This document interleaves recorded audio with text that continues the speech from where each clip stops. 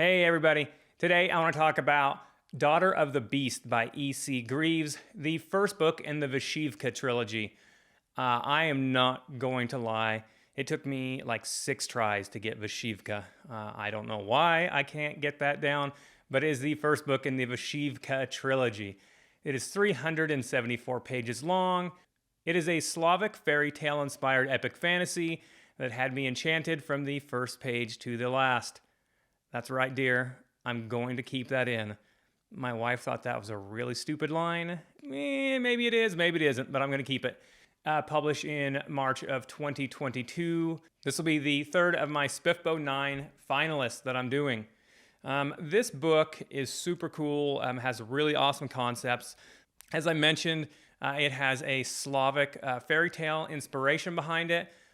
It's something that Eastern European field that I have a kind of idea of, the fairy tales and things like that, but I've absolutely never spent any time really studying that in the same way that I have for more of the Western European style.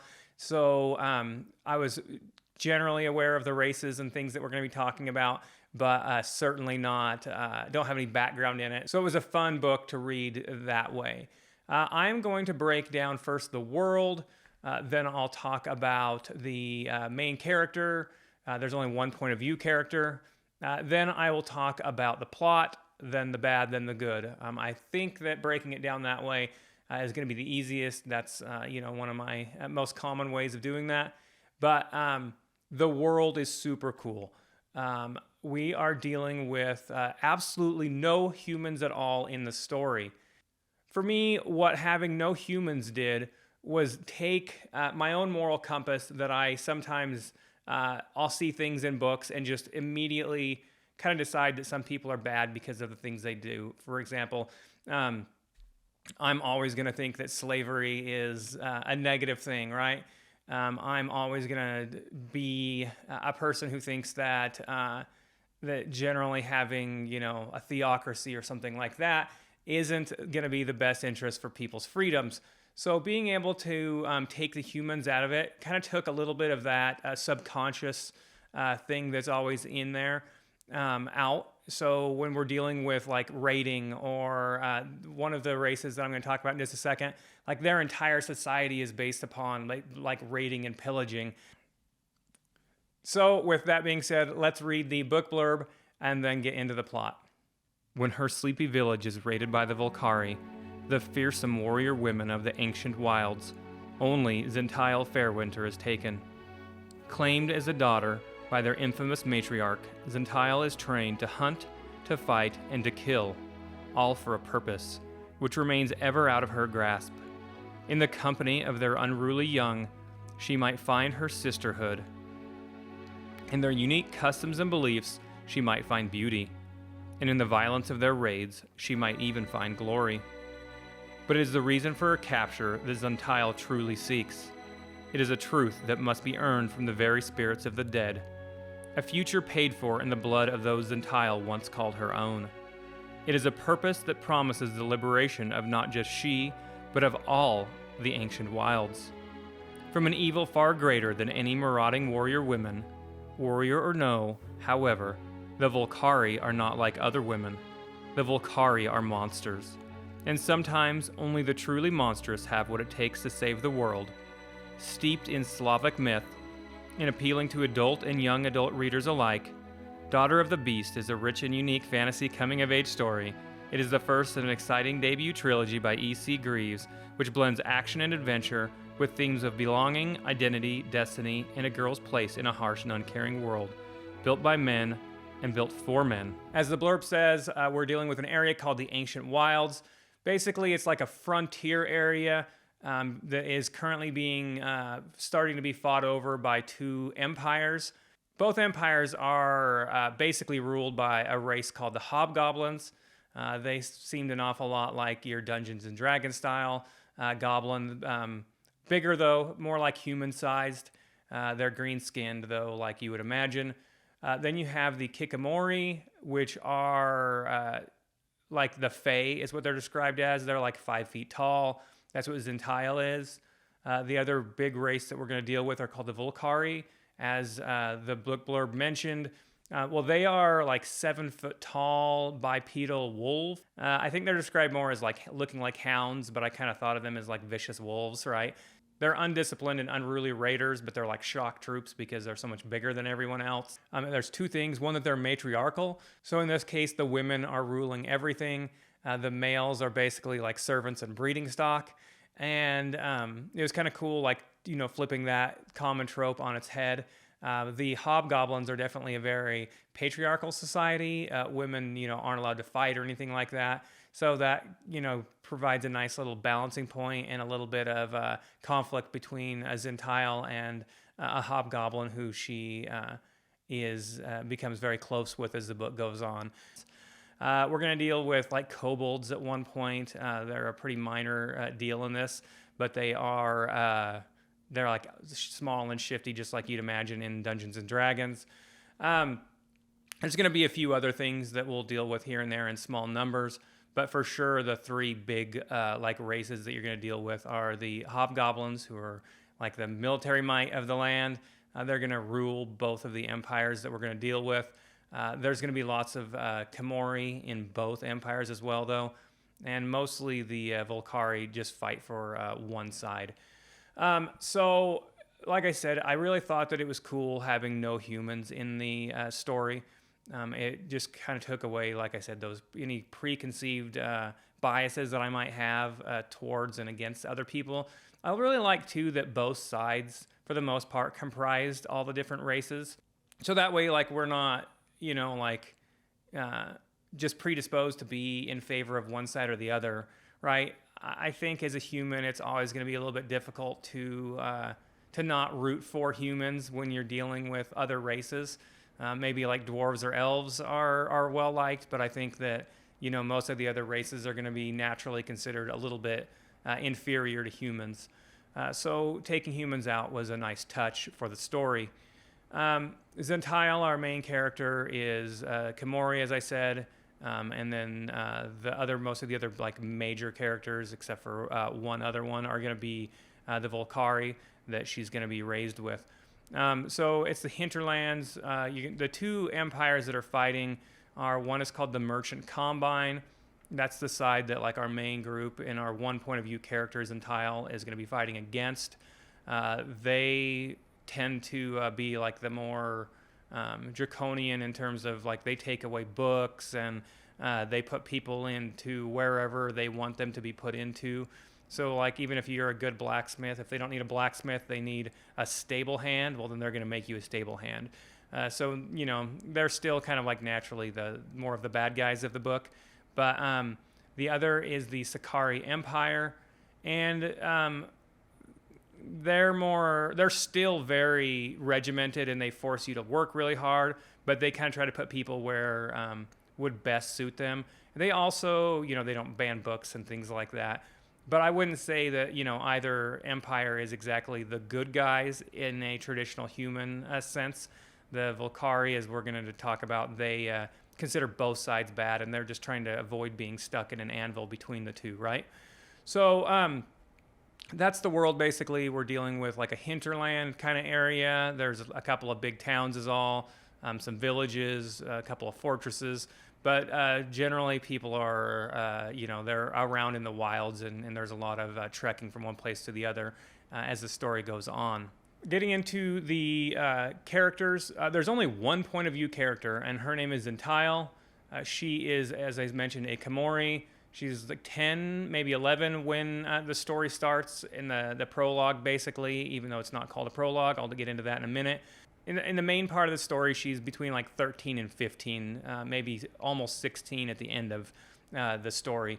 We're talking 11 to 16, so about a 5-year period as we go on. There are some other important secondary characters, but there'll only be one point of view character.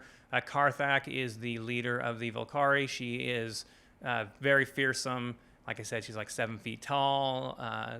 She'll kill people both with swords. She'll rip them apart, kill them with her jaws, all that kind of stuff.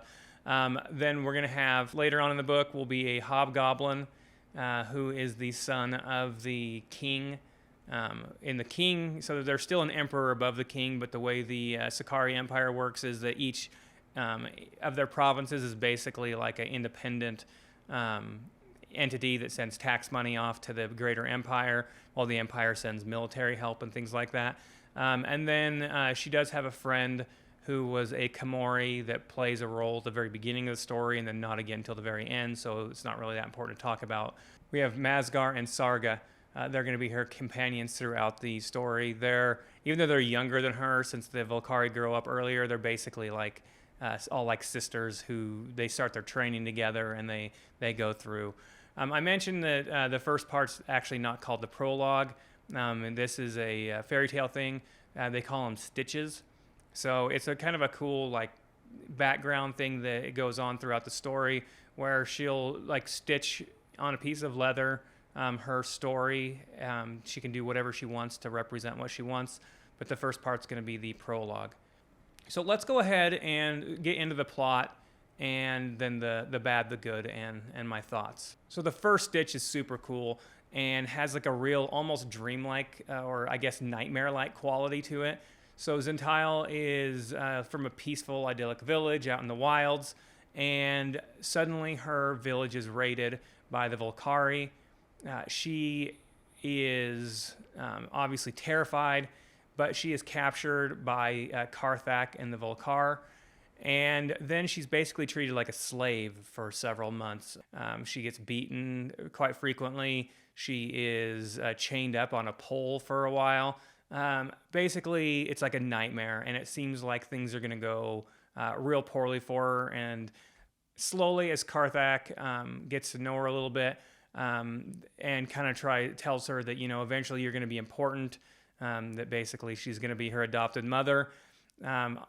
Zentile certainly doesn't believe this at the beginning, but then she's going to be taken to a walled city that's ruled by the hobgoblins. That's Stitch 2. Stitch 2 really serves as like our world building info dump section, but it's done really well because since Zentile was out in the wilds in a small village and she's only 10, she doesn't know anything about the rest of the world. So we're learning about the world as she's being told, and there's a good reason why she's being told, because the people who have her, the Sakari Empire and the hobgoblins, they're holding her for Karthak, basically to kind of like give her this experience, and she'll stay with them for like a year, and that's like our Stitch 2.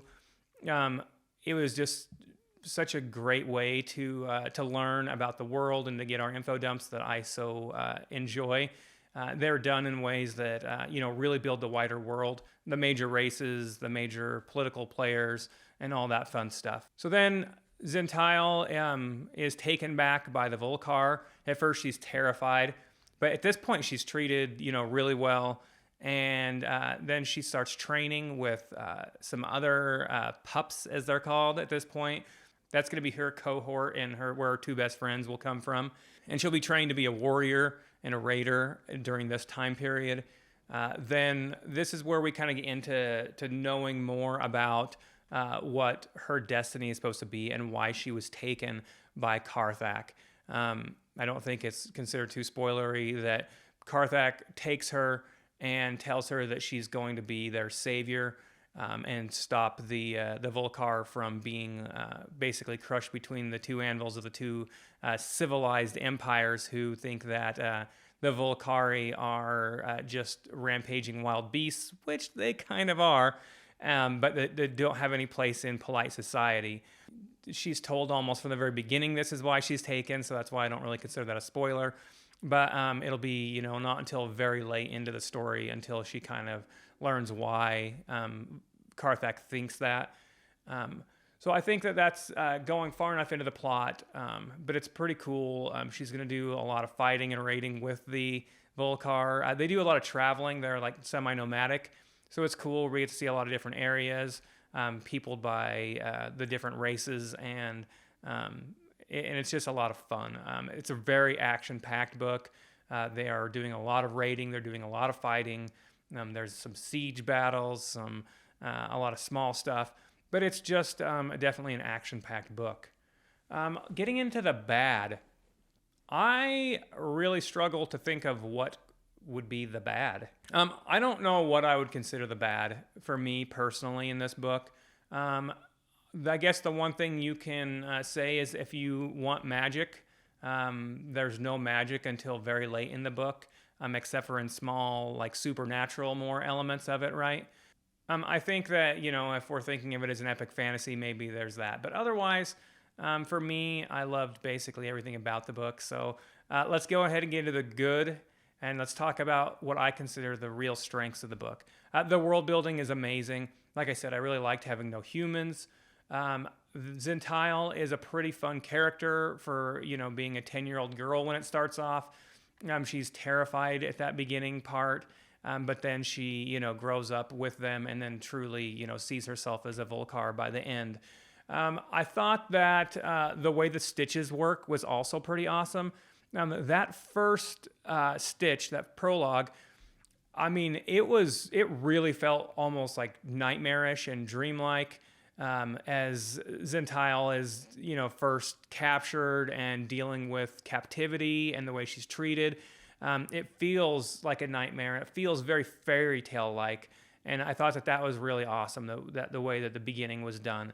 Then I like how there's 6 stitches. Right, it's broken down into that very beginning. Then it's broken down to the world building stage. Then it's brought into her training, her coming into her full. Then we have the real climactic battle scenes, and then the end of the book where all of the big, really impactful things have happened, and it's kind of like an epilogue, but, still important storyline, and where we see where the book is going to go in the future. So I just felt like the way it was broken down into those areas was a real strength of the book, and I liked the way that the world building and the way that each stage was broken down. Having no humans meant that I didn't have one group that I was inherently rooting for, even if it's just an unconscious bias. So that was a lot of fun.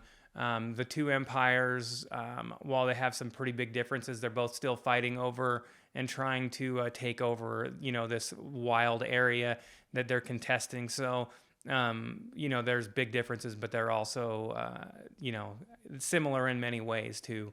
The book was also very entertaining, tons of fighting, tons of raiding. There's lots of action scenes. And I think that from the beginning to the end, it was very action-packed. And like I said, reminds me in some ways of Mark Lawrence's books, the Broken Empire trilogy, where an awful lot happens in under 400 pages. There's certainly not a ton of just sitting around a campfire. Now, the last part, getting into my own thoughts on it. I think I've been pretty clear so far on how I feel about the book. I absolutely loved it. It is a hard 10 out of 10 for me. Honestly, this book is a contender for me for my favorite book of the year. Right now, it's probably sitting there 1 or 2 with Reign and Ruin by J.D. Evans as my top 2 in terms of books that just absolutely blew me away, that I loved from start to finish. I've mentioned once or twice that December and January, maybe even, I plan on reading a bunch of second and third or however many long books that I haven't read yet from the first books in a series. I absolutely plan on reading these. I don't really have anything bad to say about it from my own perspective, my personal viewpoint. I thought that the book was just amazing. I loved having no human characters. I loved the main character, Sometimes starting off with a 10-year-old is not a good way to go, but the way that the book was broken down, I thought it worked really well. It served as a great world-building tool, and as she grew up and got older, it served to really integrate us into the society of the Volcari, who, are the main group that we deal with.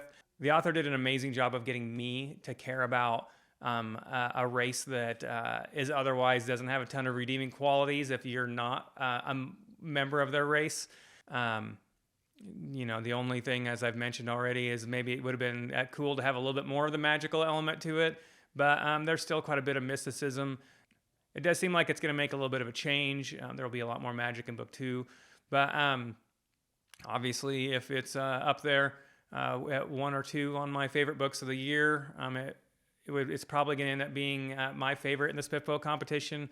I still have 6 more books to read. I'm almost done with the 4th book so far. So there's still 6 more chances for that not to be the case. But I loved the 6 stitches. I loved the fairy tale beginning. I loved the writing style being really action-packed and compact, like I said, like Mark Lawrence. And I just cannot recommend this book enough. Once again, 10 out of 10, and absolutely loved it. My next book will be Master of the Void by Wend Raven. I am about 60% done with it so far. I am enjoying it, and I'm looking forward to doing my review episode. If you like my videos, if you would be so kind as to like and subscribe to my channel, Nerd Book Review, I would absolutely love and appreciate it. Thank you.